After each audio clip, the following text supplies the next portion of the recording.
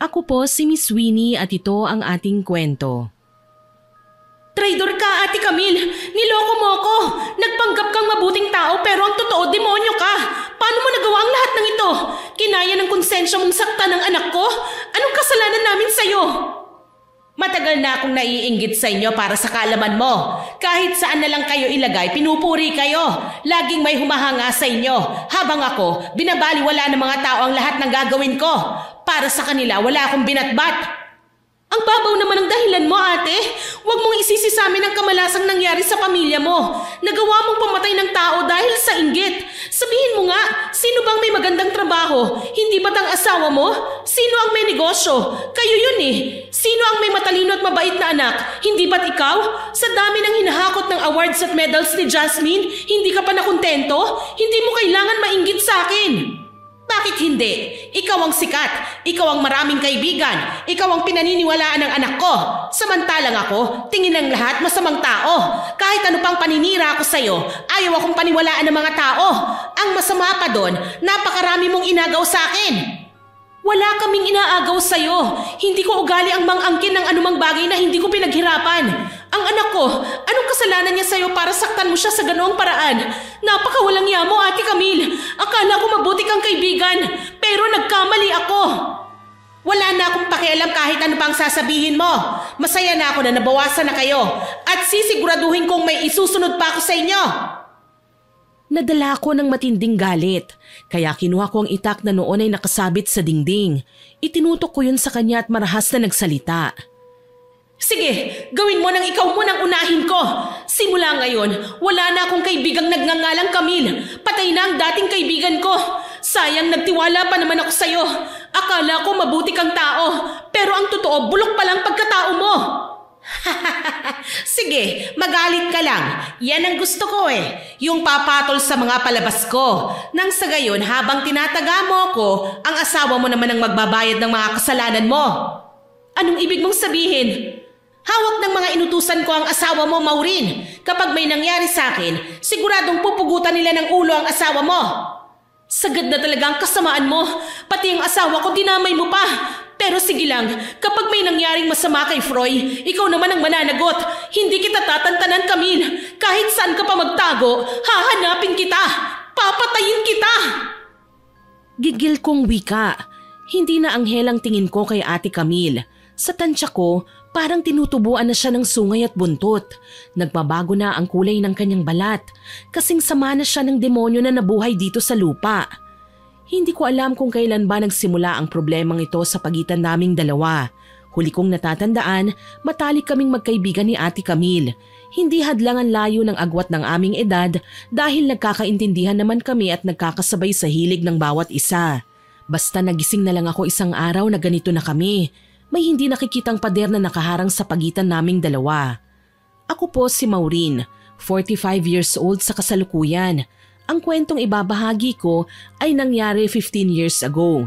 May 1.5 dekada na pero para po sa akin, sariwa pa rin yon sa aking isipan. Para lubos po ninyong maintindihan ang aking karanasan, sisimulan ko pong isalaysay noong mga panahong pumanaw na ang aking pinakamamahal na anak. Gabi noon, maliban sa kuliglig, maririnig sa paligid ang hagulgulan. Nasa kama kami ng aking asawa, yakap sa mga bisig ang aming anak. Nakapikit na ang mata ng kawawang paslit. Masakit mang sabihin pero hindi na siya humihinga. Malinaw na wala na siyang buhay. Bakit kailangan kang kunin ng Panginoon ng ganito kaaga? Anak, gumising ka na. Huwag mo akong iiwan. Maureen, ang anak natin. Diyos ko, bakit naman ganito? Bakit kailangan kaming parusahan? Naging mabuti naman kaming tao. Hindi ko matatanggap to, Panginoon ko. Froy, anong gagawin natin? Bumaling ako kay Froy na kagaya ko, basa din sa luha ang kanyang mga mata. Pareho kaming nanginginig dahil sa kasalukuyan naming kinahaharap. Anak, hayaan mo. Kung may tao man na dapat managot sa pagkawala mo, hindi ako titigil hanggat hindi sila napaparusahan. Sisiguraduhin ko na magdurusa din sila. Bunso! Bunso! Tahan na, mahal. May araw din ang mga taong nanakit sa atin ng ganito. Malakas ang pakiramdam ko. May aako din sa pangyayaring ito. Darating ang araw na may masisisi din tayo. Alam ko hindi normal ang naging kalagayan ng aking anak. Maliit pa lang siya, sakitin at halos hindi lumalaki si Bunso. Sa edad niyang 5 taon, halos magdadalawang taon lang ang katawan niya kung titignan. Palagi ko siyang karga dahil walang lakas ang mga binti niya. Ilang beses na rin naming dinala si Bunso sa doktor, ang kaso lang wala naman silang matinong findings. Paiba-iba ang sinasabi ng mga doktor.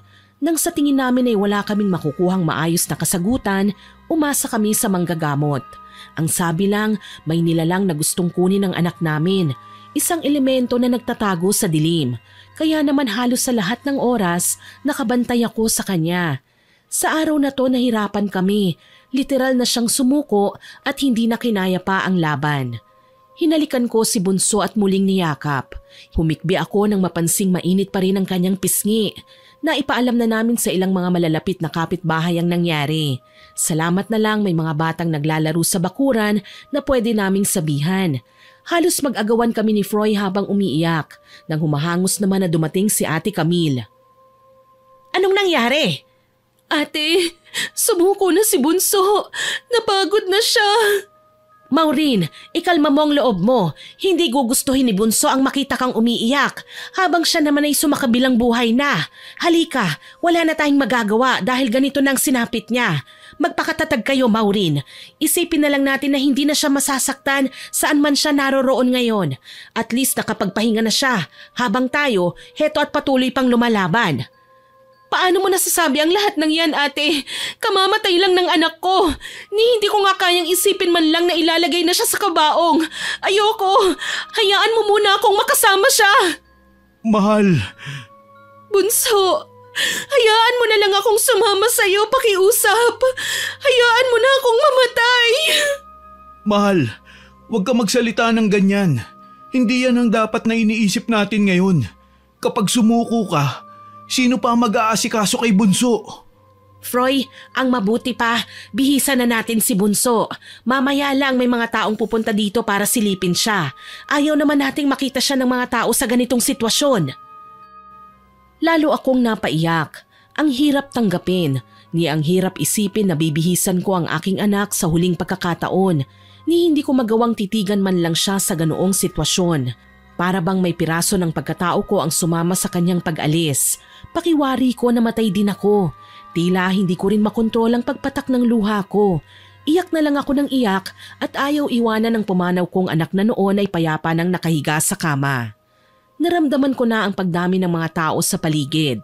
Nagsidatingan na ang mga kapitbahay, kinukumusta ko, tinatanong kung ano ang nangyari, pero wala naman akong matinong maisagot. Lutang ako at walang pakialam sa mga nangyayari sa paligid.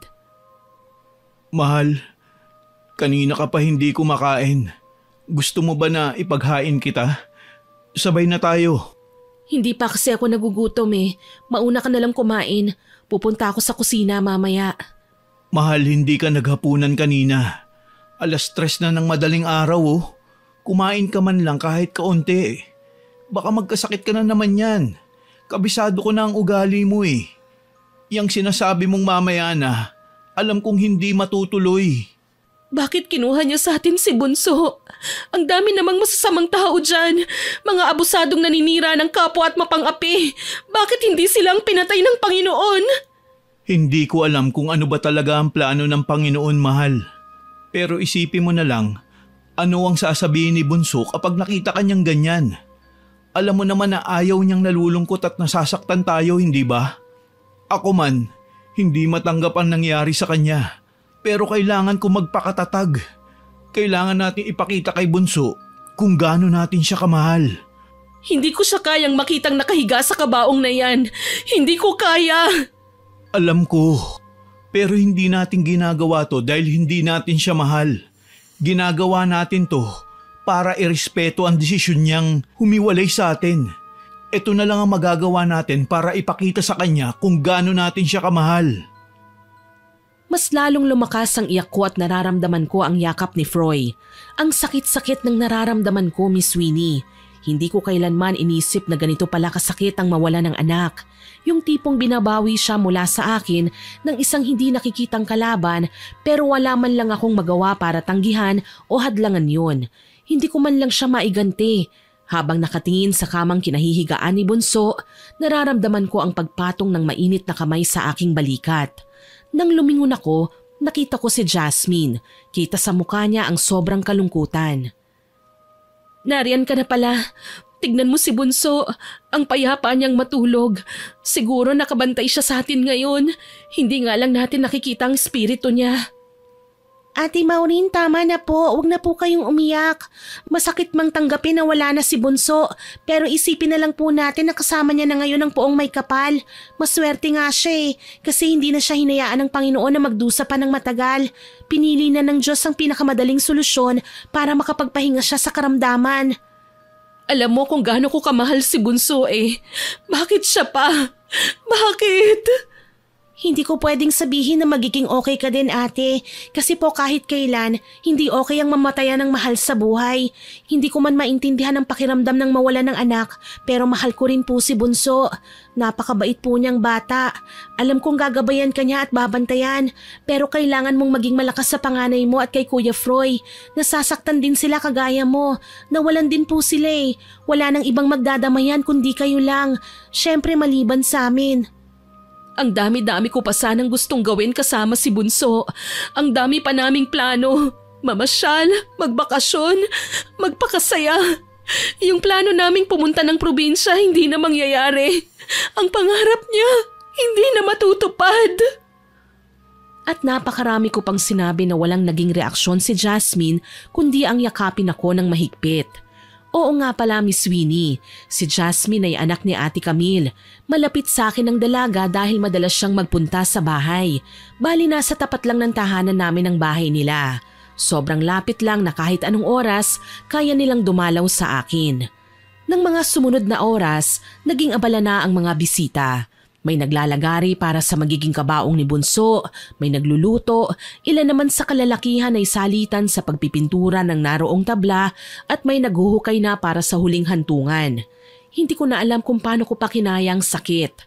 Nagising na lang kasi ko na nagdarasal na lang kami at inihahatid na sa kanyang paglilibingan si Bunso. Basta mabilis na natapos ang lahat at nagsiuwian na ang mga tao. Ako naman nahiga sa kama kung saan siya binurol, nilunod ang sarili sa pag-iyak hanggang sa makatulog. Makalipas ang isang buwan. Mahal, magiging okay ka lang ba rito sa bahay kapag pumasok na ako sa trabaho? Kailangan ko na kasi mag-duty Sayang naman ang kikitain ko. Oo naman, Froy. Okay lang ako dito. Huwag kang mag-alala. Marami akong labahin. Pwede ko namang gawing abala ang sarili ko para malibang naman ako. Baka naman buong araw kang magiging emosyonal. Mamaya, magulat na lang ako na namamagana naman ang mga mata mo. Alam mo naman na hindi natin maiiwasan yun, hindi ba?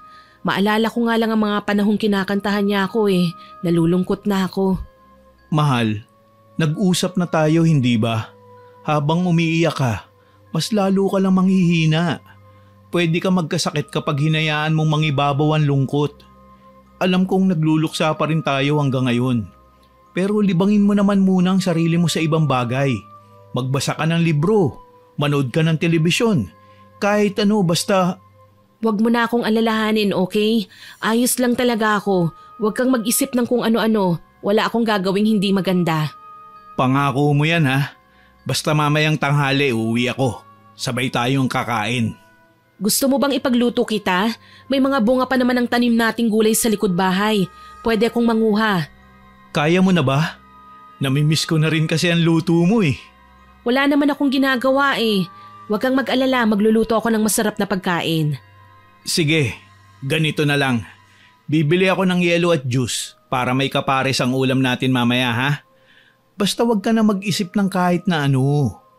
Mahal na mahal kita, Maureen. Tumango ako at yumakap kay Froy. Naiiyak na naman ako. Sinabi ko na lang sa kanya na okay ako pero alam kong maya-maya magsisimula na naman akong maging emosyonal. Kailan ba kasi matatapos ang sakit? Hindi ko na kasi kaya Malungkot kong tinanaw si Froy na paalis ng bahay. Ilang oras lang ba kami hindi magkakasama? Siguro mga 3 oras lang. Pagsapit kasi ng tanghali, uuwi siya para sabay kaming mananghalian. Panginoon ko, alam ko pong kasama niyo na si Bunso ngayon. Sana po ingatan niyo siya. Sa aking mga ninuno, nagsusumamo po ako sa inyo. Ipaghiganti niyo ang anak ko. Hanapin niyo ang taong responsable sa kamatayan niya. Hindi ako naniniwala sa sakit na ginawad ng engkanto o kung ano pa man na paliwanag ng albularyo. Maawa po kayo. Ipaghiganti niyo ang anak ko. Bigyan niyo ako ng senyales na sila yon. Pakiusap po. Mahina akong wika sa pagitan ng mga pag-iyak. Alam ko naman na hanggang pagdarasal lang ang kaya kong gawin, pero patawarin sana ako ng Panginoon kung kailangan ko ding hingan ng tulong ang mga nauna kong namayapang ninuno. Ang aking ama, lola at ang aking biyenan. Naging taimtim ang pagdarasal ko at naramdaman ang mabining pag-ihip ng hangin sa aking muka. Napahinga ko ng malalim, gumaan ang aking pakiramdam. Pumasok ako sa loob ng bahay para magsimula ng manguha ng gulay sa likod bahay nang may marinig naman akong tumawag sa may tarangkahan. Sumilip ako sa bintana at nakita ko si Ate Camille. Maureen, kamusta ka na? Oo nga pala, anong ginagawa mo? Heto, may dala akong kakanin para sa'yo. Nasaan nga pala si Froy? Pumasok na siya sa trabaho, ate. Sayang naman kasi ang kikitain niya eh. Sa bagay, alam mo, napansin ko medyo madilim na sa parting ito ng bakuran nyo. Baka pwede mong bawasan ng sanga ang mga punong kahoy para naman lumiwanag. Alam mo na, iwas lamok na rin. Sabi kasi ng nakatatanda, ang mga malalaking kahoy ay ginagawang tirahan ng mga engkanto para naman magsilayas na rin sila sa lugar na ito. Okay lang naman po siguro yan, ate. Mas mainam nga yan para mahamog ang parting ito eh.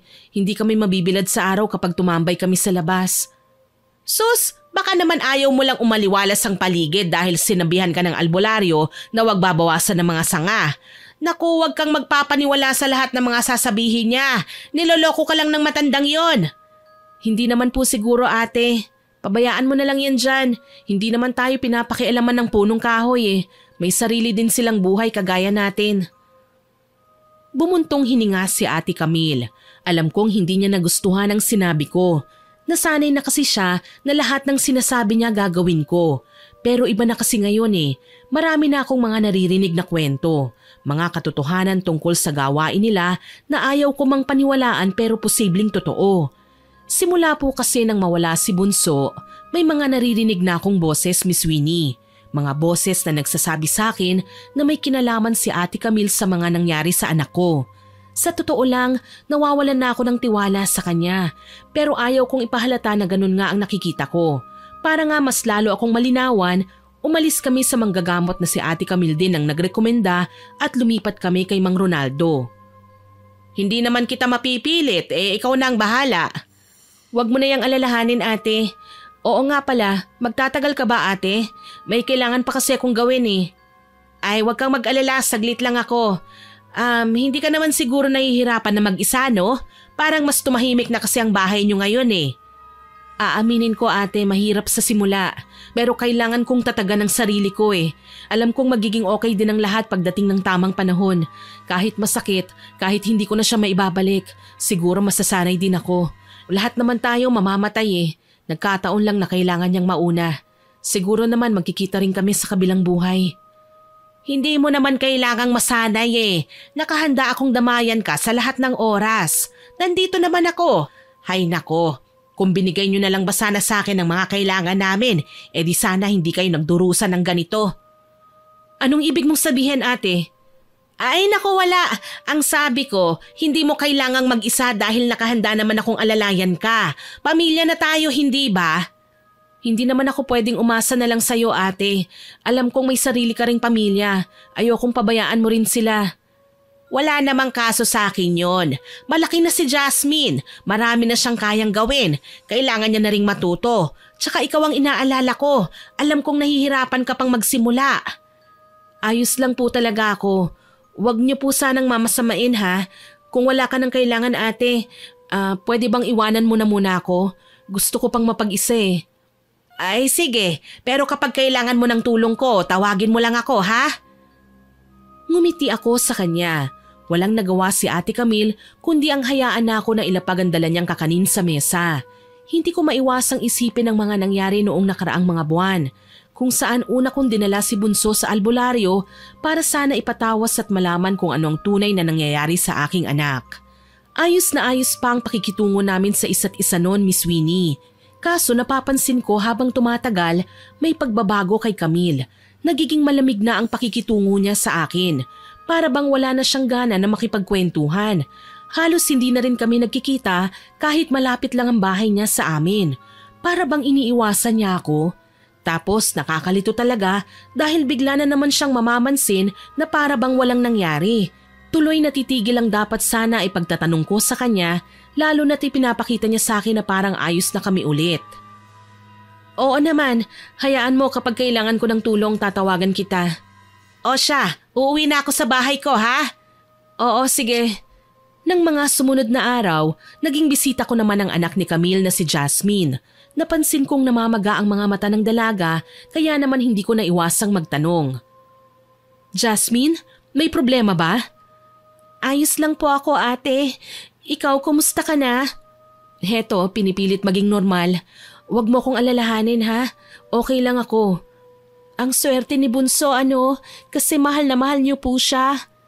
Ha? Bakit mo naman nasabi yan? Mahal ka rin naman ng mama mo ah. Akala mo lang po yun ate. Ang totoo niyan madalas nga akong pagalitan ni mama eh. Kung napapagalitan ka, hindi mo dapat kinasasama ng loob yan. Ang mga magulang natural lang yan na pangaralan ka. Kahit po wala akong kasalanan? Hindi naman sa ganon. Pero ano ba ang pinagtalunan niyo? Ayaw kasi ni mama na palagi akong pumupunta dito sa bahay niyo eh. Sa tuwing nagtatanong naman ako kung bakit, hindi niya ako mabigyan ng maayos na sagot. Siyempre nagtataka ako. Naisip ko kung nag-away ba kayo. Dahil alam ko ang ugali mo eh. Sigurado ako na hindi ikaw ang nagsimula ng gulo. Sundin mo na lang ang mama mo. Para sa ikabubuti mo naman yun eh. Tsaka hindi naman kami nag-away. Nung mga nakaraang araw nga, binigyan pa niya ako ng kakanin eh. Tsaka pagpasensyahan mo ng mama mo. Ganyan talaga ang mga ina. Natatakot lang si Ate Camille na baka mapahamak ka. Eh paano naman po ako mapapahamak gayong nandito lang naman ako sa bahay niyo? Ate, dalaga na po ako. Ayoko naman na palagi na lang akong kinokontrol ni mama at pinapagawa sa akin ng mga bagay na ayaw ko. Tsaka magkaibigan po kayo. Bakit kailangan kong umiwas sa inyo? Hindi ako nakasagot sa sinabi sa akin ni Jasmine. Ano nga naman ang masama kung pumunta sa akin ng dalaga gayong alam ko naman na hindi pumapasyal ang babae nang hindi natatapos ang trabaho niya sa bahay. Baka may problema lang ang mama mo. Hayaan mo kakausapin ko siya kapag napagawi siya dito sa bahay. Salamat po ate ha. Napakabuti niyo po sa akin. Sana kagaya niyo na lang po si mama. Hindi ko na rin po kasi gusto ang ginagawa niya eh. Nahawahan na siya ng pagiging basagulero ni papa. Kapag nalalasing si papa at nakahanap ng away, si mama naman po ang sumusugod. Kinukonsinti niya si papa kahit mali. Kapag pinagsabihan ko sila, ako pang pinagtutulungan. Ngayong ipinaliwanag mo na sa akin ang sitwasyon, hindi ko masasabing hayaan mo na lang sila dahil mali naman talaga ang mama at papa mo. Pero hindi naman kita pwedeng sabihan din na pagalitan sila kasi malaki ka na. Alam mo kung ano ang tama at mali. May karapatan ka rin naman na gawin yun eh. Ikaw ang magdesisyon kung ano ang gagawin mo na alam natin para sa ikabubuti ng pamilya mo. Hindi ko po alam kung paano ko nasisikmura ang pagiging abusado ng papa ko. Maliit pa lang ako. Alam ko nang marami siyang nagawang kasalanan sa ibang tao. Alam niyo naman po na hindi kami mabuting tao eh. Alam niyo ang ugali ng papa ko. Si mama naman kinaiinisan ko minsan. Parang ayos lang sa kanya na magkasala sa ibang tao si papa. Kung minsan pinagtatakpan niya ang kasalanan ng ama ko, pinapasa sa iba. Yan nga ang hindi mo dapat kinukonsinte, Jasmine. Kailangan mo ngang pagsabihan ng papa mo. Kung pwede nga, pati ang mama mo sawayin mo na eh. Niyakap ako ni Jasmine at ngumiti bilang pasasalamat. Aniya, kanina pa niya pinagdedesisyonan kung ano ba ang gagawin. Pakiramdam ko may nagawa ang papa niya na hindi ko dapat malaman. Isang gabi, umuwi si Froy kasama si Mang Ronaldo. May dalang kung ano-anong abubot ang matanda. Mahal, kumusta ka rito sa bahay? Okay ka lang ba? Nakakaraos naman kahit papano. Ikaw, kumusta ka sa trabaho? Hindi ka ba naman napagod ng masyado? Nililibang ako ng mga kasamahan ko. Ilan nga sa kanila humingi ng paumanhin eh. Bakit naman? Hindi kasi sila nakapunta nung libing ni Bunso. Ayos lang yun. Biglaan din naman kasi. Magandang gabi po pala, Mang Ronaldo. Napadalaw ho kayo. Oo, Iha. May mahalaga kasi kong sasabihin sa inyo. Ano po yun? Magsasagawa ako ng pagtatawas tungkol sa nangyari sa anak ninyo. Ilang beses ko tong inulit. Iisa lang ang resulta. Isang kapitbahay ninyo ang may malaking galit sa pamilya nyo. Sino? Sabihin niyo po sa akin, Mang Ronaldo. Sino? Hindi ko alam kung matatanggap mo ba ang impormasyong ito ngayon.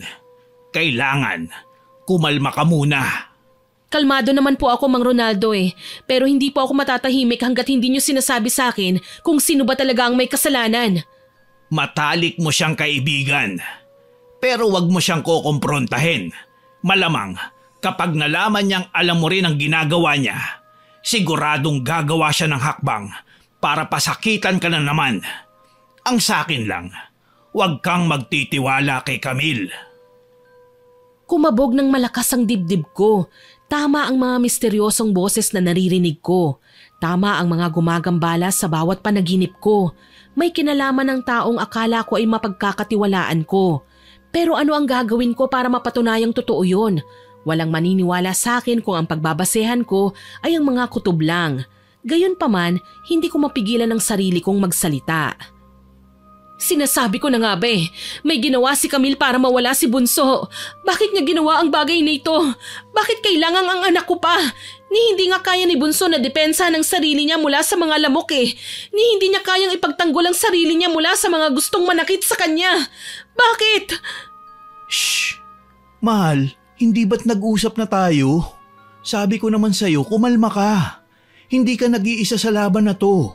Nandito ako ha. Hindi natin hahayaan na gumawa pa ng panibagong kasalanan ng babaeng yan. Kung siya nga talaga ang responsable sa pagkakasakit ni Bunso. Akala ko mabuti siyang kaibigan. Napakawalang iya niya. Wala siyang konsensya. Kailangan ko siyang… Iha, wag mo na muna sasabihin sa kanya ang tungkol dyan. May gagawin akong orasyon na siguradong magpapalitaw sa tunay na may kasalanan. Ano pong ibig niyong sabihin, Mang Ronaldo? Ang taong sumasamba sa kadiliman, babalikan ng karma. Maghintay lang tayo, Maureen. Alam kong may paglalagyan ng mga taong naghahangad ng kapahamakan sa kapwa. Sinabi sa akin ni Mang Ronaldo na kailangan kong magdasal ng taimtim. Aniya, kulam daw ang ikinamatay ng bata. Kinulam kami ni Froy pero ang anak namin ang naunang tinamaan. Gumagamit ng bangkay ang sinumang may nalalaman sa itim na mahika tsaka nilalagay sa loob ang mga binilot na papel na may nakasulat na mga pangalan namin. Pero Mang Ronaldo, hindi ako kailanman nakipag-away kay Ate Camille. Ano naman ang dahilan niya at nagawa niyang bagay na ito? Mahirap kalaban ng inggit, Iha. Alam ko yun dahil minsan na ako nakaranas ng pagdurusang kay hirap hanapan ng solusyon. Hindi naman kaila sa inyo na namatayan na din ako ng mahal sa buhay, hindi ba? Ano pong gusto niyong gawin ko? Magsaya habang si Camille ay malaya? Hindi pwede yon. Kung totoong siya man ang may kagagawan kung bakit namatay ang anak ko, kailangan natin siyang bigyan ng leksyon. Naiintindihan ko ang pinupunto mo, Iha. Pero maghintay lang tayo. Darating din ang tamang panahon. Magtiwala ka lang. Kailangan nating makahanap ng ebidensya. Aminado ko na nilalamon na ng depresyon ng mga sandaling yon. Hindi ko na alam kung kanino ko dapat makinig. Lagi na lang may mali sa mga pinaniniwalaan ko. Sa totoo lang ayoko nang kumalma, pero mahigpit ang naging bilin sa akin ni Mang Ronaldo. Ni pagkain o imbitasyon ni Camille sa akin sa bahay ng babae, wag na wag ko raw tatanggapin. Minsan kasi pinagagapang ng babae ang kulam sa pagkain kaya wala kaming kaalam-alam. May binabalak na pala siyang hindi maganda laban sa amin. Kahit galit na galit ako, pinili kong umasta na parang wala akong nalalaman. Uy, Maureen! San ka galing? Mukhang ang dami mong pinamili Galing ako sa palengke, ate. Paubos na kasi ang mga gamit ko sa kusina ayoko nang maghintay ng susunod na Sabado para mamalengke. Sa bagay, tamang-tama, nagmemeryenda ako. Halika, samahan mo akong magkape. Naku, salamat na lang, busog pa ako ate. Magluluto pa ako ng tanghalian Ay sus, saglit lang naman. Bakit kailangan umiwas? Dahilan mo lang ang pamamalengke. Alam ko naman na galing ka sa suki mong bumibili ng tinda mong gulay. Malamang nakatanggap ka na naman ng bayad. Ano, malaking halaga ba? Huwag kang mag-alala, hindi ko naman pakikialaman ang pera mo eh. Ikaw talaga, porke may dala kang salapi parang hindi mo na ako kilala. Teka nga lang Ate Camille, tumanggi lang akong magkape sa inyo. Bakit ang dami mo nang sinabi? Halika na nga kasi, ngayon ka pa nag-iinarte ang tagal na nating magkaibigan. Tama ka ate, ang tagal na po nating magkaibigan. Pero ang totoo parang hindi na kita kilala. Pasensya na kung kailangan kong tanggihan ang imbitasyon mo. Uuwi na ako. Wala ngang nagawa si Ate Camille nang sapilitan akong umalis sa harapan ng bahay niya. Hindi ko na kayang makipagplastikan sa babae. Ni hindi ko nga siya kayang tawaging ate. Napipilitan lang ako. Camille na nga lang dapat para masiyahan ako.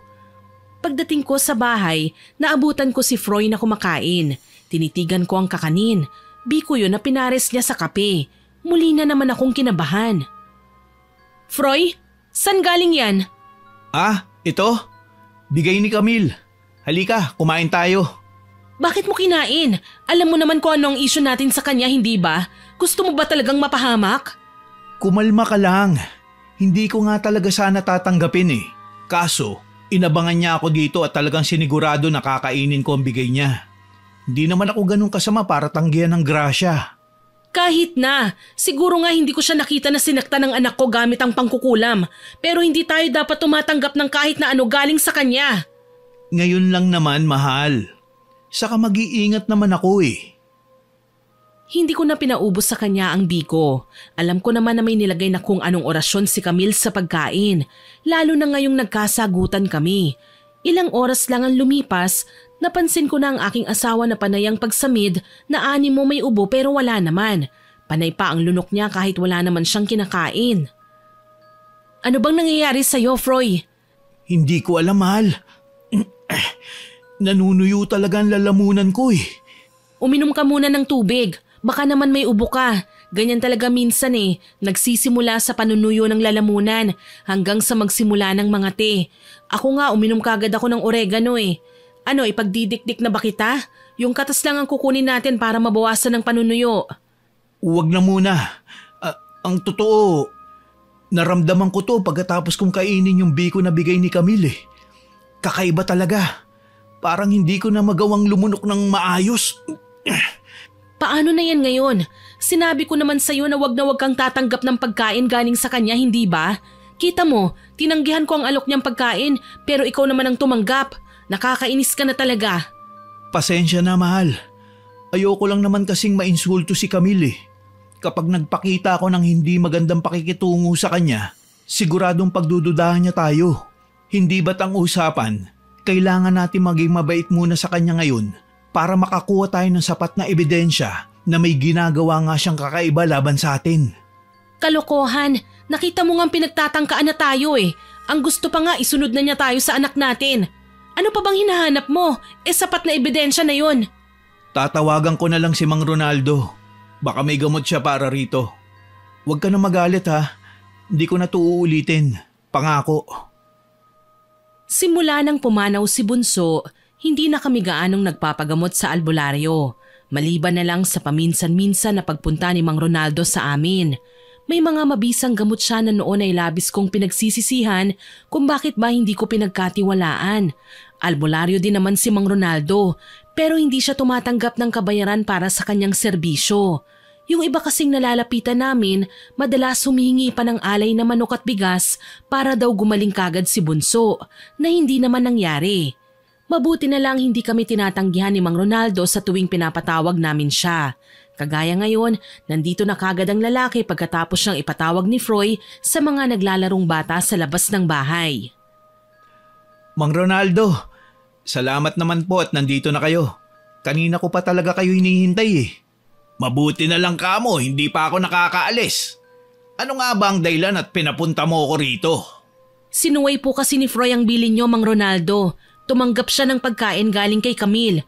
Sabi ko nga sa kanya kailangan pa naming obserbahan ng babae. Hindi pwedeng basta na lang kami magtitiwala lalo na't nagbabago ng pakikitungo niya sa amin. Hayan, ayaw makinig. Nanunuyo daw ang lalamunan niya dahil sa kinain na biko. Froy, iho, hindi ba't kabilin-bilinan ko sa'yo na huwag kayong tatanggap na kahit na anong bagay o pagkain na galing kay Camille? Alam nyo naman na may nalalaman na siya sa itim na mahika. Oo, at sa pagtatawas ko lang yun nalaman. Pasasaan ba't lilitaw din ang kakayahan niyang yan pagdating ng araw? Nakakapagod din naman magtago ng itim na kaalaman sa loob ng mahabang panahon. Pasensya na po, Mang Ronaldo. Wala naman talaga sana akong balak na suwayin kayo eh. Kaso lang po, hindi ko kasi alam kung anong gagawin ko. Hindi ko alam kung paano siya tatanggihan nang hindi niya minamasama. Sa susunod, huwag ka nang magtitiwala. Alam mo naman na naghihintay lang ng tiyempo ang babaeng yan para makapanakit pa sa inyo. Hindi niya nakuha ang kanyang gusto eh. Hindi niya kayo napatay, kaya maghahanap pa si Camille ng paraan para maabot man lang kayo. Nagkamali po talaga ako. Naipit po kasi ako sa sitwasyon eh. Di bale, hayaan na lang natin. May gamot naman ako para mawala ang panunuyo ng lalamunan mo. Basta tatandaan mo ang mga babala ko ha. Huwag ka nang magtitiwala. Pwede naman tanggapin mo kunwari ang mga binigay niya. Tapos kapag hindi na siya nakatingin, itapon mo na. Makakapagdahilan ka naman na mamaya mo na lang kakainin, hindi ba? Oo nga no. Bakit pa hindi ko yan naisip kanina? Di sana hindi na ako nagkakaproblema ngayon. Mula noon, iniiwasan na rin naming lumapit man lang maski sa bakuran nila Ate Camille. Napansin naman ng babae ang pagdistansya ko sa kanya. Madalas siyang nagpaparinig ng kung ano-ano. Pati nga ang anak niyang si Jasmine, naririnig ko nang nakikipagtalo sa kanya. Hay nako, napakarami talagang tao na naiinggit sa akin. Palibhasa, mga walang magawa sa buhay kundi ang umarting inosente at mabait. Tapos kalaunan lalabas din naman pala ang tunay na kulay. Mama, ano na naman po ba yan? Sino po bang pinariringgan nyo at palagi nalang mainit ang ulo nyo? Ang aga-aga pa pero nakasimangot na kayo. Wala ka nang pakialam, Jasmine. Hayaan mo ako sa kung ano ang gusto kong gawin. Anak lang kita. Wala kang karapatang pagsabihan ako. Seryoso ka, Ma? Opo, anak nyo nga lang po ako. Pero hindi naman sa lahat ng pagkakataon tama kayo. Sa tingin nyo ba karespe-respeto kayong tignan ngayon? Nagagalit po kayo kahit wala naman po kayong kaaway? Kung ayaw mo ng gulo, pumasok ka sa loob. Pasaway kang bata ka? Palagi mo na lang akong pinakikialaman. Ano, kinakampihan mo ang mga taong kinokontra ko? Tumigil na po kasi kayo, Ma. Hindi pa po ba kayo nahihiya? Pinagtitinginan na po tayo ng mga tao. Ano na lang ang sasabihin nila? Nakita ko nang humarap si Camille sa kanyang anak at pinanlisikan ng mata ang dalaga. Bago pa ako makalapit para awatin siya, lumagapak na ang kamay niya sa pisngi ni Jasmine.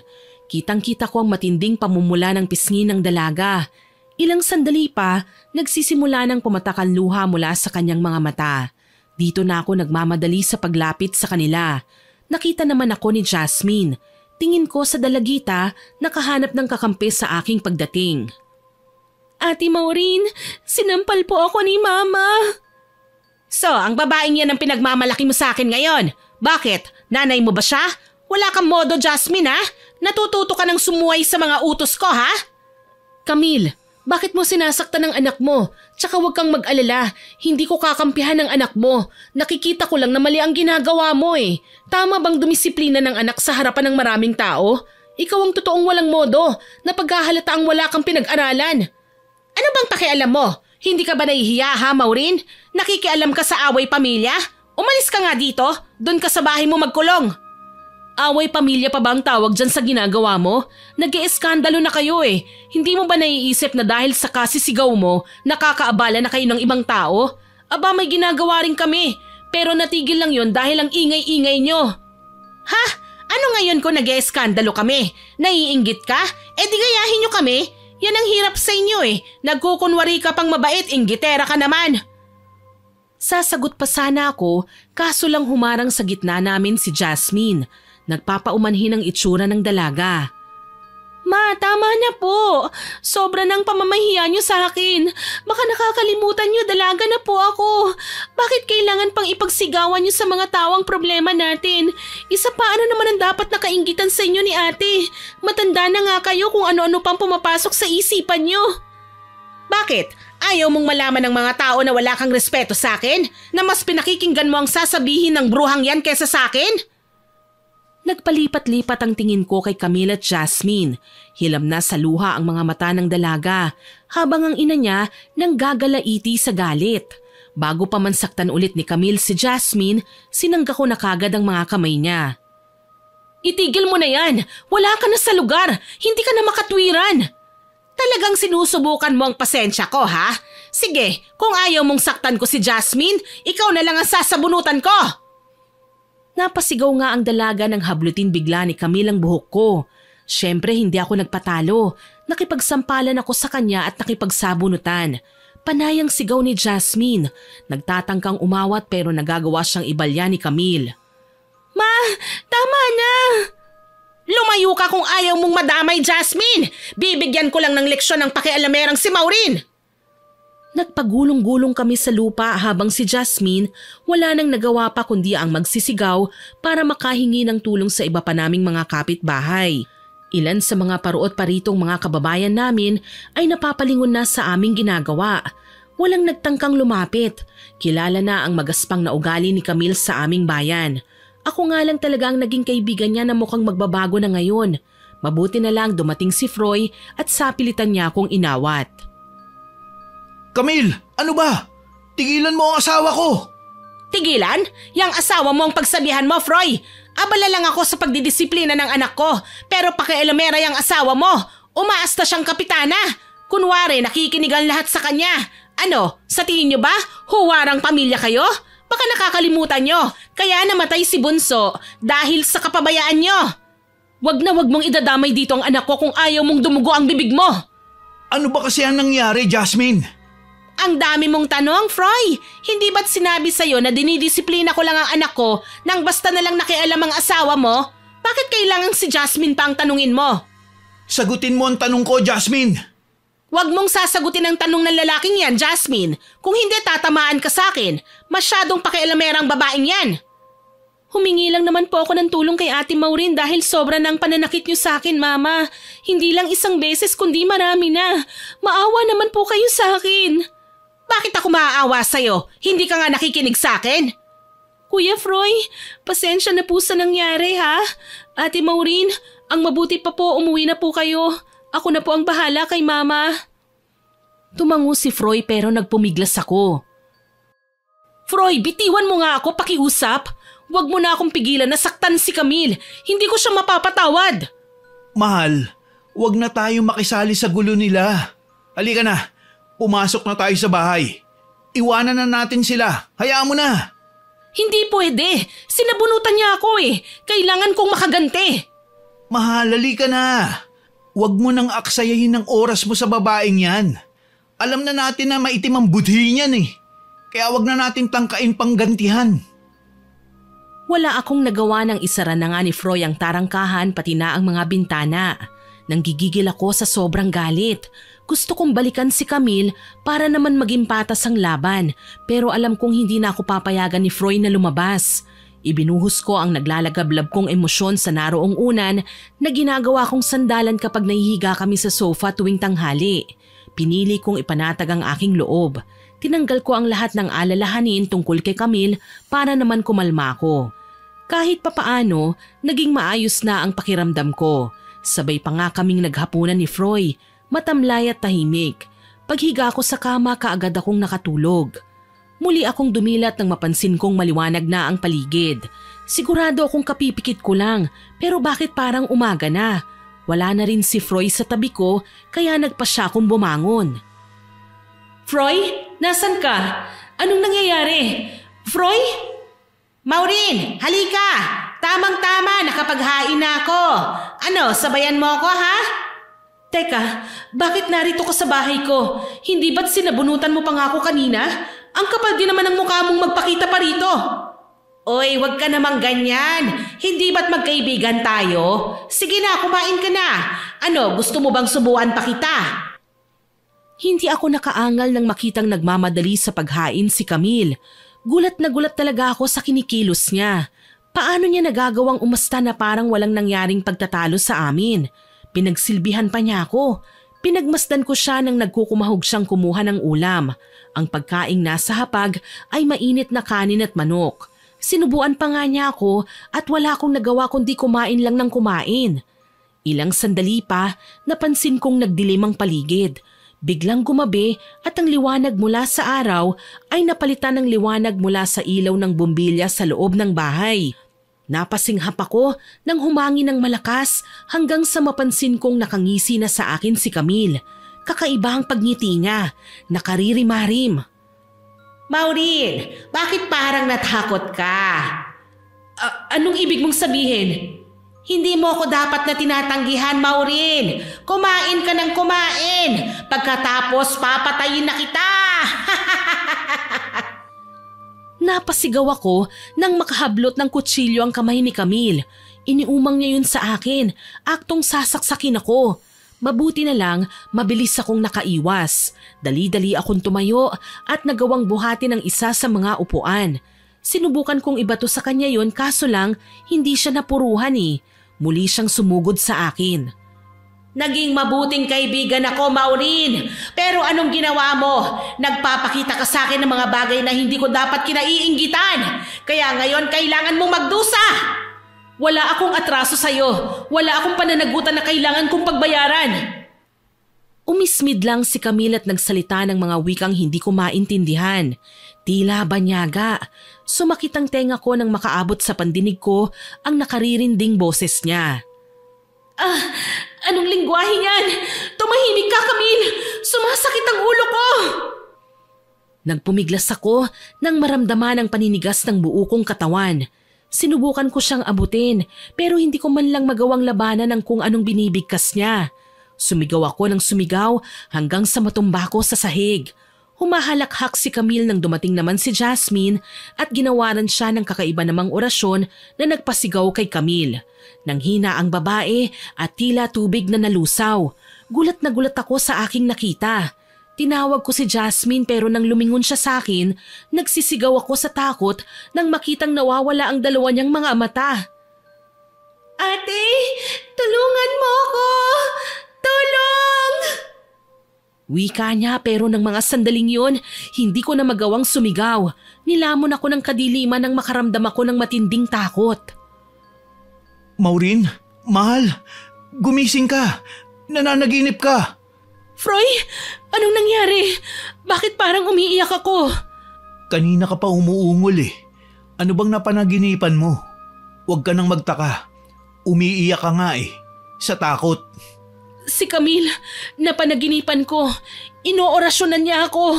Papatayin niya ako, Froy. Huwag kang matakot, Maureen. Hindi naman ako papayag na saktan ka ng kahit na sino. Asawa kita at mahal na mahal kita. Ikamamatay ko kapag may nanakit sa'yo. Kaya asahan mong hindi kita pababayaan. Alam naman natin kung sino ang salot sa ating pamilya, hindi ba? Kaya huwag ka nang magtaka kung bakit tayo nagkakaganito. Alam mo bang nanaginip ako na pinapakain daw ako ng manok ni Camille? Ano? Ibig sabihin, palagi kanyang inoorasyonan. Gumagawa siya ng ritual para magkasakit ka. Paano mo nalaman yan? Mahal, kahit hindi ako albularyo, alam ko na tungkol sa usaping yan. Dahil yan ang paniniwala ng ating mga ninuno hanggang ngayon. Kapag nananaginip daw ang isang tao na pinapakain siya ng nilutong manok, ibig sabihin, inoorasyonan siya at nag-aalay ng literal na manok sa altar ang taong may malaking galit sa atin. Nagtatawag siya ng mga masasamang elemento. Kung ganun, talagang sinusubukan ako ng bruhang babaeng yon. Bumangon ako at kinuha ang itak na nakasabit sa dingding. Tingin ko kay Camille hindi na dapat pang buhayin. Tutal naman, hindi na niya kami kinikilala eh. Isinakripisyo na niya ang pagkakaibigan namin sa hindi ko malamang dahilan. Pinigilan ako ni Froy, mahigpit niya akong niyakap. Mahal, kasasabi ko lang hindi ba? Delikado ang gagawin mo. Sana, naisip mo na hindi na katulad natin si Camille. Masama na siyang tao. Hindi na siya makikinig sa ano pang sasabihin natin. Kaya sana, huwag mong isusugal ang sarili mo sa kanya. Nakalimutan mo na ba? Pinatay niya ang anak natin. Yun ang sinabi ng albularyo. Ano, maghihintay pa ba tayo na may isa pa siyang kunin sa atin bago tayo kumilos? Nagmamakaawa ako. Huwag kang gagawa ng kahit na anong bagay na ikapapahamak mo. Ako ang padre de pamilya, mahal ko. Hayaan mong akong gumawa ng solusyon tungkol dito. Wala akong nagawa nang yakapin ako ni Froy ng mahigpit. Humilig ako sa kanya bilang ganti at umiyak sa kanyang bisig. Mabuting tao ang aking asawa. Hindi ko siya kagaya na mainitin ang ulo, marupok at madaling magreklamo. Si Froy, alam kong nasasaktan pero lumalaban ng tahimik. Nagpapakatatag para sa aming pamilya kahit sobrang hirap na. Kaya naman kumalma ako at naisip ang lahat ng pagsasakripisyo niya. Hindi ko maiwasang mapahiya nang maalala na sa aming dalawa, siya ang mas nakakahanap ng solusyon sa mas payapang paraan. Ayaw niya ng madugong paghihiganti. Ang gusto niya, magmukhang karma ang lahat para kay Camille. Pasensya ka na, Froy ha. Nadala lang ako ng sobrang galit. Alam mo naman na nangungulila ako sa bunso natin. Ako din naman. Naiisip ko palagi si Bunso. Pero huwag kang mag-alala. Darating din ang gante para kay Camille. Siguro, masaya lang siya ngayon kasi akala niya natalo tayo. Humahalakhak siya. Kasi nga naiisip niya na wala tayong pangontra laban sa kanya. Pero isipin natin, nakakampi natin ang Panginoon. Mahal, tutulungan niya tayo sa lahat ng pagsubok natin sa buhay. Mula ngayon, sa Panginoon na ako hihingi ng tulong, Froy. Hindi na sa kung sino mang maligno. Panghako. Pinalagpas ko ang mga sandaling yon. Inabala ko na lang ang aking sarili sa pagtatrabaho. Oo nga pala, may munti kaming pwesto sa harapan ng aming bahay. Nagtitinda kami ng mga gulay at bungang kahoy. Minsan naman, nagdi-display din kami ng tigkikilo-kilong daing tsaka asin. Mura lang kasi ang isang sako ng asin sa amin kung saan binibenta ko ng tingian. Kahit papaano nalibang ako. Naipon ko ang aking benta at nadadagdagan ng puhunan. Ilang buwan na rin kaming hindi nagpapansinan ni Camille simula ng sabunutang yon. Pinigilan na rin ako ni Froy na magreklamo sa barangay para wala na raw gulo. May ugali kasi si Camille na hindi nakakatulog hanggat hindi nagagantihan. Isang araw, dinalaw ako ni Jasmine. Nagkakausap pa rin naman kami ng dalaga. Kahit naman galit ako sa ina niya, hindi ko siya magawang idamay. Matinong dalaga si Jasmine at magalang. Hi ate, kumusta ka na? Oh Jasmine, heto ayos lang naman ako. Napasyal ka. Opo ate, wala kasi kaming pasok ngayon sa school. Ah, ganun ba? Mabuti naman at naisipan mong dito na lang tumambay. Alam niyo naman po na hindi ako makahinga sa bahay namin, lalo na kapag nagsisimula ng mag-ingay si mama. Si papa naman palaging lasing, wala na yatang pag-asa na magbago eh. Pasensya ka na ha, iniiwasan ko lang ang mama mo kaya hindi na ako nakakapasyal sa inyo. Alam mo naman na ayoko ng gulo eh. Hindi gugustuhin ni Bunso na makita akong malungkot at miserable dahil lang sa mga nangyari sa buhay namin. Naiintindihan naman po kita ate. Ako nga na sarili niyang anak kaaway niya eh. Hindi ko alam kung magkakaayos pa ba kami. Alam mo ate, may mga sasabihin po ako sa inyo pero sana huwag kang magagalit sa akin ha. Tapos wag niyo na po sanang ipaabot kay mama na may isinumbong ako sa inyo. Oo naman, ano ba yun? Hindi ka maniniwala sa sasabihin ko, pero isang gabi nakita ko si mama. Nakaluhod siya sa altar. May alay siyang isang buong buhay na manok. Ginilitan niya ang leeg nito at hinayaang pumatak ang dugo nito sa sahig. Ipinaligo pa nga niya sa mga ribulto ang pulang likido. Kinuha niya ang puso at atay, nilagay sa platito at nilagay sa paanan ng mga sinasamba niyang hindi ko mga kilalang santo. Tapos may binabanggit siyang orasyon na hindi ko maintindihan. Ilang sandali pa, nakikita ko ang litrato mo, dinadasalan niya. Puro demonyo at satanas ang naririnig kong binabanggit niya. Yung kandila nga na ginagamit niya sa pagsisindi sa altar, kulay itim.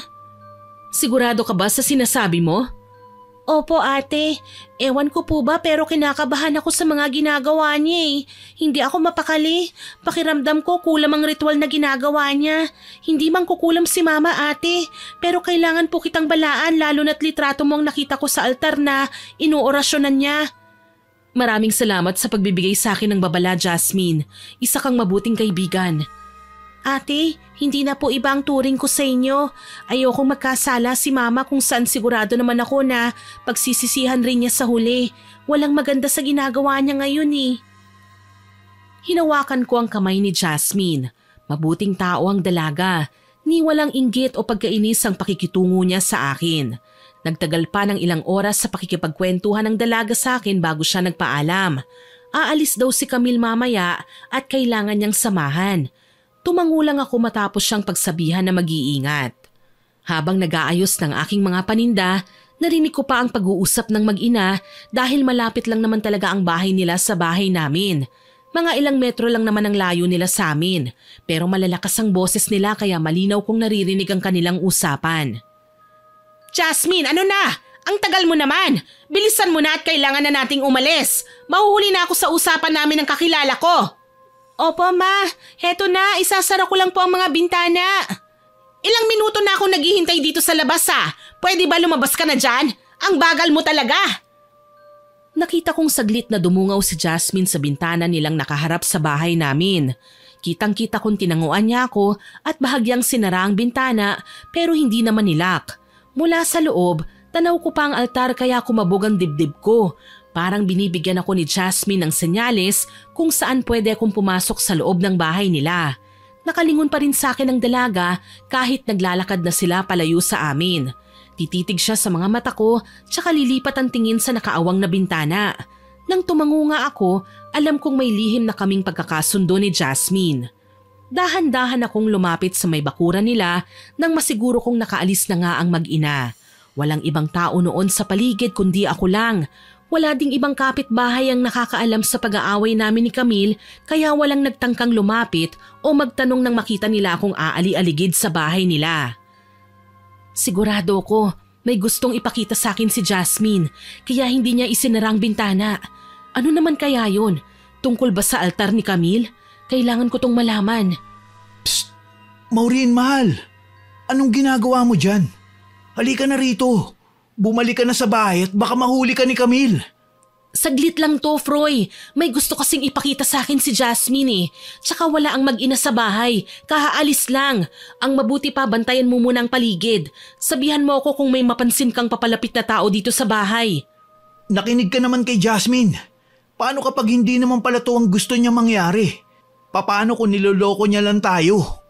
Naiintindihan ko ang mga kilos niya kanina. Hindi man kami nag-uusap pero binigyan niya ako ng senyales gamit ang kanyang mga mata. Sigurado ka ba sa sinasabi mo? Hindi ako sumagot pero sumampa ako sa may bintana.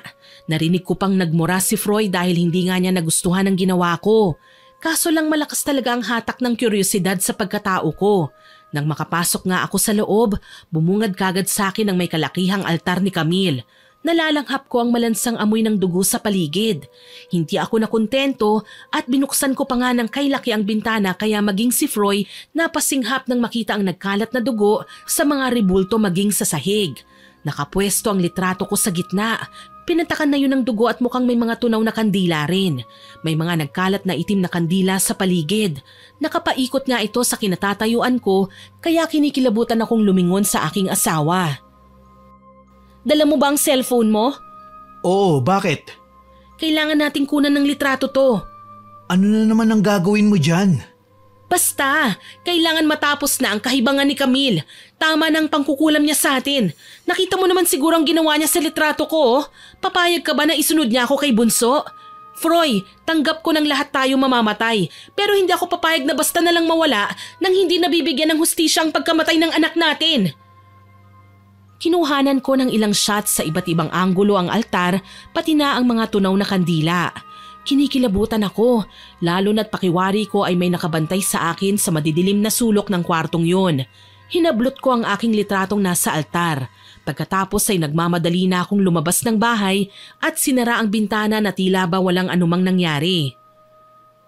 Anong gagawin mo sa litrato, mahal? Ebidensya to na may kinalaman nga siya sa pagkamatay ng anak ko. Kailangan niyang magbayad, Froy. Hindi ako papayag na basta na lang nilang kinuha ang anak ko nang walang nangyayaring masama sa kanila. Nasaan kaya ang asawa ni Camille? Sabi mo 2 lang silang umalis. Ewan ko, mga 3 araw ko na rin hindi napapansin eh. Balita ko umalis daw at nagpunta sa bahay ng kapatid sa kabilang bayan. Hanggang ngayon hindi pa bumabalik. Bakit parang biglaan? Alam mo na ang mga taong guilty laging nagtatago.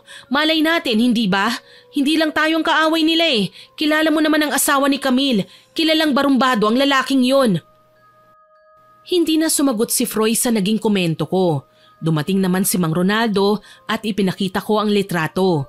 Nakakamanghalang dahil kaya niyang isagawa ang pagtatawas sa pamamagitan ng litratong nasa cellphone na hawak niya. Maging ang sarili kong litrato na kanina ay nasa altar, iniabot ko sa matanda. Malaki ang posibilidad na malalaman natin kung anong klase ng kulam ang ginawa niya para gambalain kayong mag-anak. Mang Ronaldo, hindi po ba natin ito pwedeng i-report sa mga pulis? Sa tingin mo ba, maniniwala sila sa kulam at kung ano-anong kababalaghan, iha? Siguradong pagtatawan ng kalang nila. Kapag nalaman nila kung paano mo kinuhanan ng litrato ang altar, baka ikaw pa ang kasuhan nila ng trespassing dahil pumasok ka sa bahay nila nang walang pahintulot. Pero si Jasmine po ang nagbigay sa akin ng pahintulot para makapasok. Hindi sapat yun, iha. Sige na, magtiwala ka lang sa akin. Gagawin natin ang lahat. Alam kong magagapi natin ang mangkukulam. Tumango ako at pasimpleng nilingon ang altar namin kung saan nakapwesto ang isang Mama Mary, Santo Niño at crucifix katabi ng larawan ni Bunso. Hindi ko maiwasang mapaiyak na naman nang makita ko ang inosenteng mukha ng aking anak na alam kong panatag na ngayon. Napakarami ko pa sanang pangarap na gawin kasama siya. Mga lugar na gusto naming pasyalan, mga masasarap na pagkaing hindi pa namin natitikman, mga bakasyon na hindi pa namin nagagawa. Mga pangarap na siguro sa panaginip na lamang maisasakatuparan. Sana nga po matapos na ang lahat ng ito, Mang Ronaldo. Hindi ko kakayaning pagmasdan na masaya si Camille habang kami naman nagluluksa sa ginawa niya sa anak namin. Kailangan niyang magdusa. Mahal, alam kong maayos na si Bunso sa kinalalagyan niya ngayon. Kaya kumalma ka lang ha.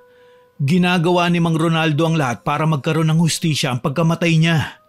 Alam ko naman yun eh, pero naiintindihan mo naman siguro ko kung sasabihin kong ang hirap isipin na hindi na natin siya nakakasama ngayon, hindi ba? Ang totoo, halos araw-araw ko rin siyang naaalala.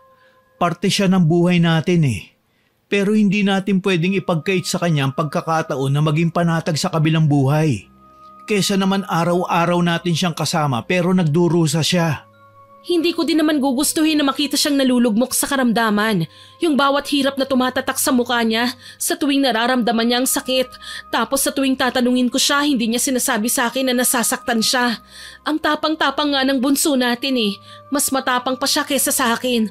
Ang dami niyang napanalo ng laban ng nag-iisa. Kaya nga hindi masama kung ibigay na natin sa kanya ang pagkakataong mapanatag siya kung saan man siya naroroon, hindi ba? Kasi paano siya pupunta sa paraiso kung nakikita niya nagluluksa pa rin tayo sa paglisan niya? Hayaan na natin bumalik ang karma para sa mga taong nanakit sa kanya. Niyakap ako ni Froy kaya naluha ako. Masakit, sobra, pero kailangan ko nga naman magpakatatag para kay Bunso, para sa hustisya. Nang medyo maayos na ang pakiramdam ko, lumapit ako kina Froy at Mang Ronaldo. Nag-uusap ang dalawa tungkol sa naging resulta ng pagtatawas.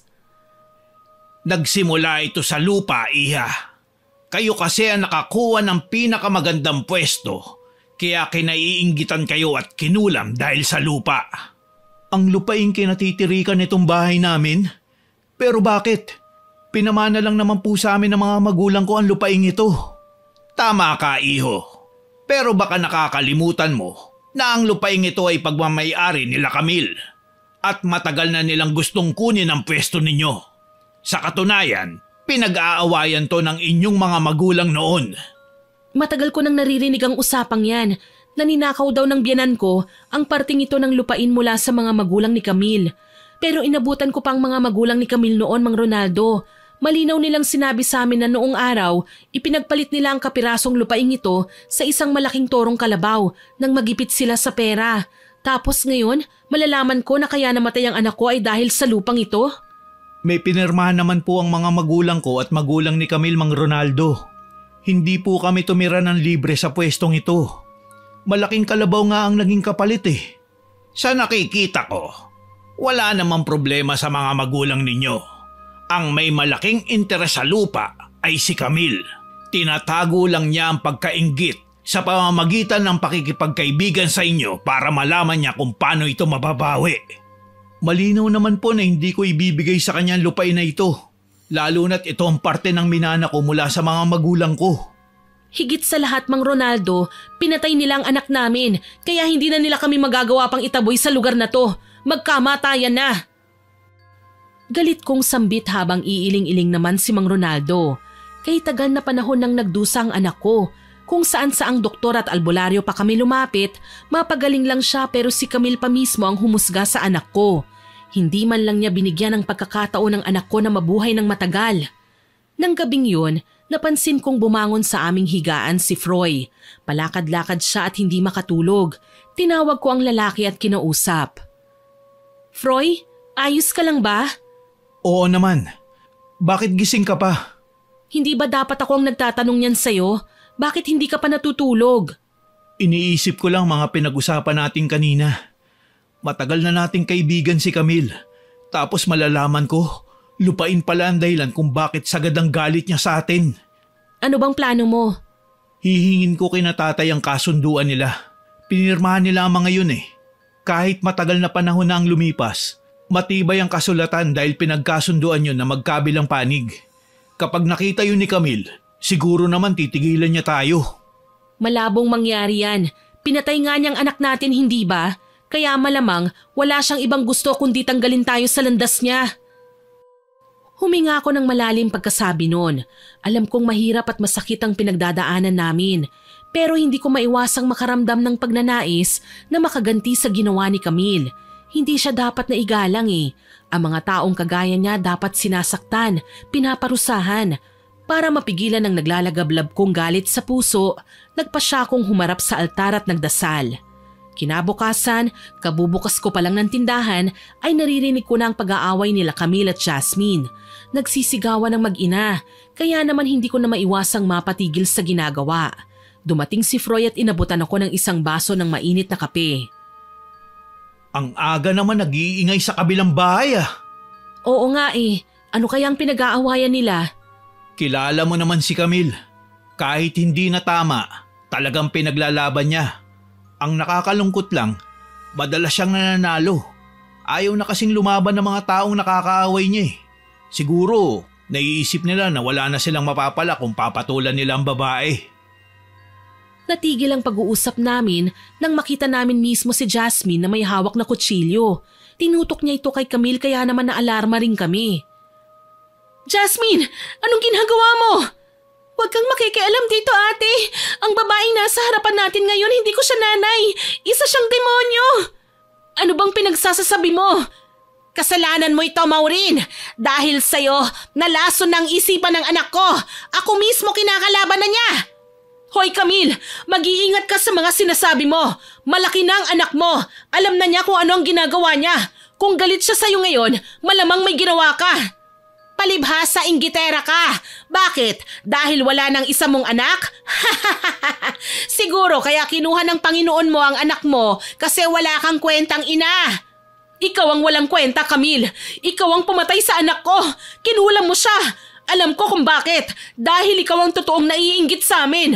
Naisip mo pa talagang kaibiganin kami para lang mabawi mo ang kapirasong lupa na ipinagpalit ng mga magulang mo sa mga biyanan ko. Napansin kong namutla si Camille nang sabihin ko ang bagay na yun. Hindi siya kagad nakapagsalita. Maya-maya pa, nilapitan siya ni Jasmine. Magulo ang buhok ng dalaga, medyo punit ang damit at namamagana ang mga mata sa kaiiyak. Kita mo na, Ma. Alam nila ang ginawa mo. Masama kang tao. Hindi ka pa nakontento sa pananakit mo sa kanila. Maski ako ay sinakripisyo mo. Kahit nakita mo na si Papa, kahit alam mong ginahasa ako ni Papa, wala kang ginawa. Hinayaan mo siyang babuyin ako, Mama. Kaya wala na akong katiting na respeto sa inyo. Hindi totoo yan. Sinungaling ka. Ikaw ang sinungaling, Mama. Ang galing mong magtago ng kasalanan. Umaasta kang mabuting tao pero bulok ang kaluluwa mo. Wala kang puso. Kung alam ko lang na ganito ang gagawin niyo sa akin, sana pinatay niyo na lang ako. Naging hysterical na si Jasmine. Nagwala siya at nagpagulong-gulong sa lupa. Wala siyang kapaguran. Ang nakakapangilabot pa, hindi niya binibitiwan ang kanina pa niyang hawak na kutsilyo. Sawa na akong manahimik, Mama. Ayoko nang itago pa ang mga krimen niyo. Pagod na ako. Nababaliw ka na, anak. Talagang gagawa ka ng kwento para lang mapasama kami. Ako pa talaga ang gumagawa ng kwento, ha? Nagulat kami nang biglang maghubad ng damit si Jasmine sa harap ng maraming tao. Tatawa siya tapos iiyak. Alam kong nasa katinuan pa siya, pero nasasapawan ang isipan niya ng matinding kalungkutan, takot at pagkataranta. Binalot ang puso ko ng matinding awa nang makita ang mga peklat at pasa sa iba't ibang parte ng kanyang katawan. Sa kabila ng kagandahang taglay ni Jasmine, nagtatago pala sa likuran ng mga suot niyang damit ang tunay niyang kwento bilang isang anak. Isang anak na puno ng pasakit at pang-aabuso. Nakita mo ba ito, Ate Maureen? Ang mga pasang ito, mga sugat, mga peklat, mga kabayaran ko sa pagsuway sa lahat ng mga utos nila, Mama. Sa ilang beses ko nang pagpunta sa bahay niyo, ilang bote ng lason nang inutos nilang ibuhos ko sa pagkain niyo para daw mamatay na kayo. Tumahimik ka, Jasmine! Bakit ako tatahimik? Hindi ba't galit ka sa kanila dahil sabi mo, inagaw nila ang lupa niyo? Mas mabuti na nga ang prangkahan para magkaalaman na, Mama. Tapos si Bunso, hindi ba't kinulam niyo?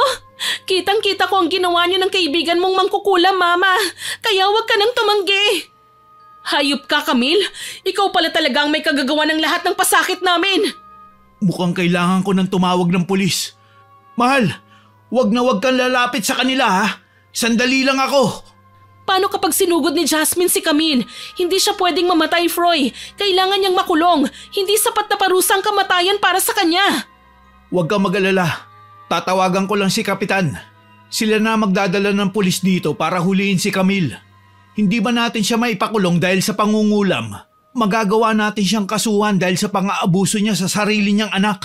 Isasama natin pati ang barumbado niyang asawa. Nang saglit akong iwanan ni Froy, binalingan ko ulit ang kumprontahan nila Jasmine at Camille. Halos hindi na maipinta ang mukha ni Camille habang pinagmamasdan ng kanyang anak. Hindi nga lang siya makalapit kasi nasa bandang bakuran namin si Jasmine. Sinubukan kong pakalmahin ang dalaga. Umaasa ako na pakikinggan niya ako. Jasmine, maawa ka. Ibaba mo na ang kutsilyo. Huwag mong sasaktan ng mama mo. Anong gusto mong gawin ko, ate? Hindi nila ako kinikilalang anak. Isang gabi dumating na lasing si Papa. Pinagdiskitahan ako at alam yun ni Mama. Nakita ko siyang sinisilip lang kami. Pero wala siyang ginawa para tulungan ako. Wala siyang kwentang ina. Alam ko, Jasmine. Pero kapag pinatay mo ang mama mo, hindi niya mapagdudusahan ang kasalanang nagawa niya sa'yo. Sila ng papa mo. Ipaubaya mo na sila sa mga pulis. Tutulungan kita panghako. Walang iya ka, Maureen. Talagang nilason mo na ang isipan ng anak ko, kaya siya nagre-rebelde laban sa akin.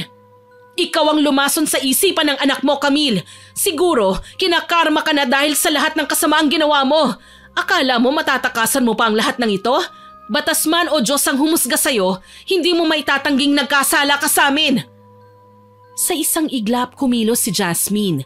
Hindi ko alam kung paano niya nagawang makalapit sa kinatatayuan ni Camille ng ganon kadali. Ni hindi na nakagalaw pa ang babae dahil isang maling kilos niya, gigilitan siya ng leeg ni Jasmine. Nagsigawan naman ang nakikiusyosong mga tao.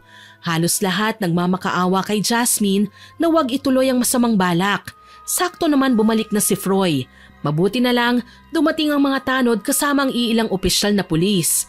Pinasusuko nila si Camille. Ayaw pa nga sana ng babae pero mas malakas sa kanya si Jasmine. Tinulak niya si Camille sa paanan ng mga alagad ng batas. Nang pusasan na nila ang babae, tsaka naman binitiwan ni Jasmine ang kutsilyo at humagulgol.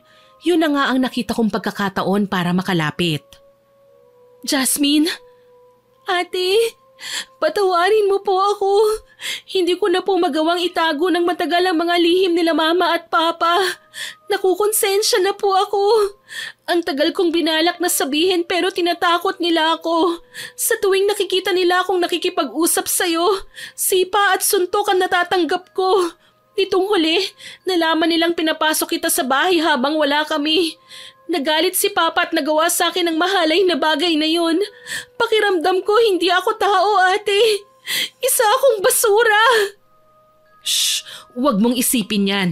Malaki ang pasasalamat ko sa iyo, Jasmine. Ikaw ang nagbigay ng hustisya sa kamatayan ni Bunso. Ikaw ang nagbigay ng kasagutan sa lahat ng mga tanong ko. Niyakap ko si Jasmine at hininga ng kumot si Froy para ibalot sa hubad na katawan ng dalaga. Sumama rin kami sa presinto para magbigay ng statement dahil kami ni Froy ang unang nakakita sa engkwentro ni Jasmine laban sa sariling ina. Wala namang paglagyan ng galit ni Camille. Tila siya hayop na gusto nang sumugod sa amin. Sige, magkampihan kayo. Ikaw, Jasmine, sisiguraduhin kong hindi magtatagal. Pagsisisihan mo ang ginawa mo sa akin. Ipinakulong mo ang sarili mong ina. Napakasama mong tao, Mama. Hindi ka na dapat maging malaya. Tanggapin mo ng katotohanan, Camille. Isa kang kriminal. Dahil pati sarili mong anak pinahamak mo. Ngayon tikman mo ang karma mo. Oo nga pala, hintayin mo ang asawa mo. Ilang oras mula ngayon, magsasama na rin kayo. Hindi man kita maireklamo sa ginawa mo sa anak ko, sasampahan ko kayo ng kaso dahil sa ginawa nyo kay Jasmine. Wala kang karapatan. Hindi ikaw ang ina niya. Huwag kayong mag-alala, Mama. Ako mismo ang magsasampa ng kaso laban sa inyo. Dahil sa narinig, tuluyan na ngang nagwala si Camille. Sigaw siya ng sigaw pero hindi pa rin siya nakaangal nang palibutan na siya ng mga kasamahan niyang preso. Yun na ang hudyat at tumalikod na ako. Alam ko naman ang mangyayari sa kanya doon sa loob eh. Isinailalim si Jasmine sa pangangalaga ng social welfare. Sinampahan niya ng kaso ang ama at ina. Nahuli din naman kasi kagad ang kanyang amay. Kami naman ni Froy ang naging witness. Ilang beses ko din namang nakitang sinaktan talaga ni Camille ang sarili niyang anak. Naging bisita naman namin si Mang Ronaldo isang araw. Kagaya namin, maluwag ang ngiti sa kanyang labi. Maraming salamat po sa tulong niyo, Mang Ronaldo.